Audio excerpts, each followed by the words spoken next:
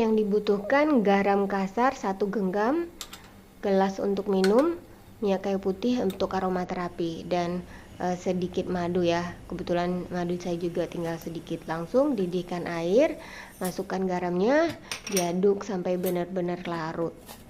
Tunggu sampai larut dan matikan kompor. Selanjutnya pindah panci ke meja dan jangan lupa siapkan handuk ya. Yuk kita mulai prosesnya. Siapkan minyak kayu putihnya, handuknya langsung ditaruh ke kepala.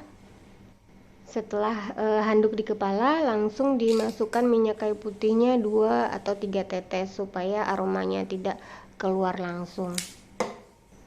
Pastikan handuk menutupi semua permukaan panci agar uap garam tidak keluar.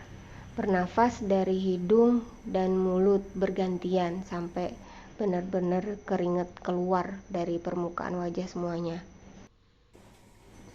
Saya sengaja memakai panci yang lebar supaya wajah rata terkena uap air. Lanjutkan prosesnya beberapa kali. Kalau aromaterapi dari minyak kayu putihnya habis, bisa ditambahin lagi.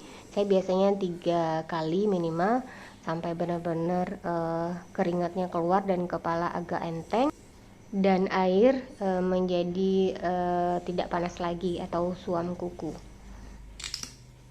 Setelah dirasa cukup, saya nyiapkan air panas, hangatlah minimal. Saya tuang ke gelas, itu sepenuh gelas. Nanti saya tambahkan madu. Setelah dimasukkan madunya, diaduk sampai rata, langsung diminum. Tujuannya tidak cuma muka yang keringat, tapi juga badan jadi keluar keringatnya. Setelah keringat keluar, nanti badan bakal jadi lebih enteng. Saya mencoba mempraktekkan terapi air garam ini selama 3 kali, 1 kali sebelum tidur dan 2 kali pada pagi hari. Alhamdulillah prosesnya sembuh lebih cepat. Selamat mencoba dan semoga bermanfaat.